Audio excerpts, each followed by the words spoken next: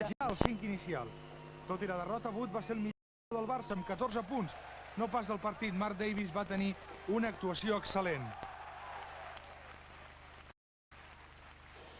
El Futbol Club Barcelona va fer una primera part lamentable, amb un percentatge de 9 de 39.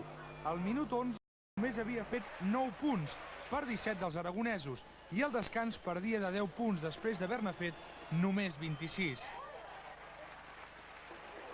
Mark Davies amb 25 punts va ser el màxim anotador del partit. Andrés Jiménez va ser un dels pocs que no va desentonar. Aquí rep la pilota i es maixa a cistella passada.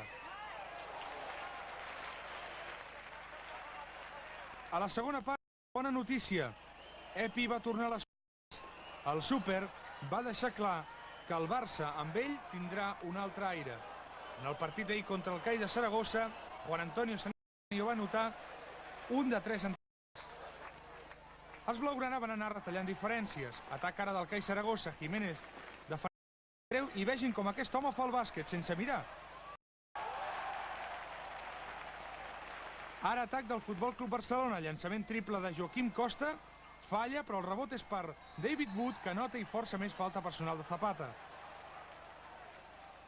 I els últims segons i amb el marcador empatat, Paul Thompson s'arrisca molt i falla 2 llançaments exteriors decisius. Aquí veiem el primer. I segons després, aquest segon, després de la passada del base Costa.